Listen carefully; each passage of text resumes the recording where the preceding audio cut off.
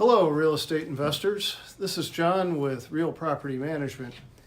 I was just handed this new letter from the National Multifamily Council, Housing Council, their survey on operational impact of rental application fraud.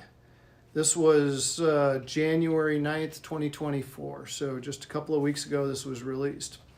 And what I wanted to start with was just give you some statistics here, so the findings that they had that when they surveyed the property managers and those in the housing space on what they found. Question number one, have you experienced fraud in the past 12 months?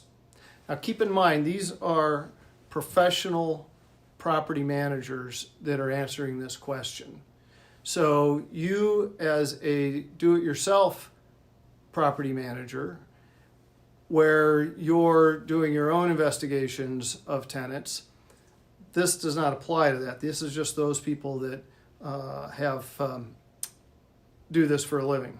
So number one, have you experienced fraud in the past 12 months? 93.3% said yes. That's a staggering figure. Please select which types of fraud you experienced. Number one, falsifying or fabricating pay stubs, employment references, or other income documentation, 84.3%. Identity theft, fraudulent ID documents, or use of other individuals' personal information, 70%. Misrepresenting information on applications, 80%.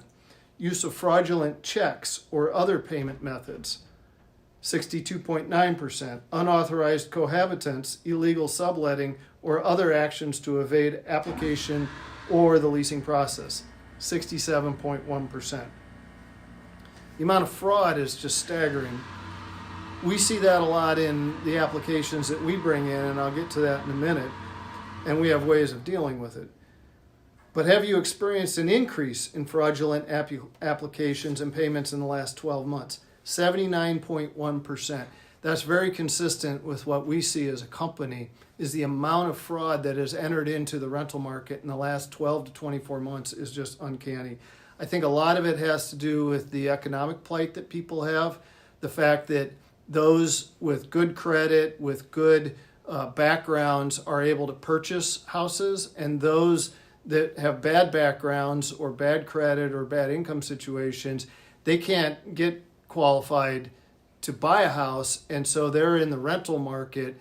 And today, for a couple $100, you can buy a complete identity on the web page. On the internet.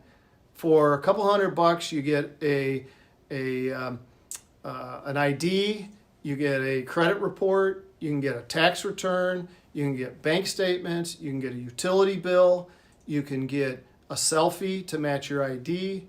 You can get the entire package of an identity to rent a property, and the quality of that is so significant that in the untrained eye, even in a trained eye, you can't pick up most of that.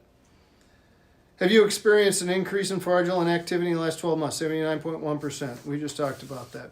Approximately how much of your fraudulent applications increased in your portfolio in the past 12 months compared to the prior? So how much has the fraudulent activity increased year over year? 40%. And the last one on here, there's a few others, but the last one I'm going to talk about is, have you experienced an increase in non-payment of rent due to fraud in the past 12 months? 72.7%. This report is telling of what's going on in the market right now.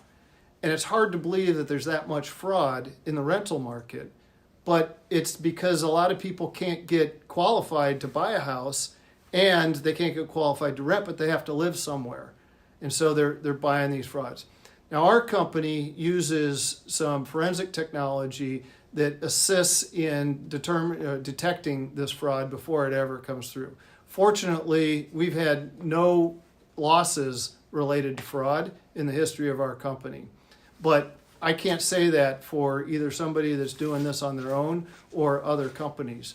We use a technology that uses three-dimensional facial recognition to compare the selfies with the ID It requires multiple headshots in order to tie it out to the ID.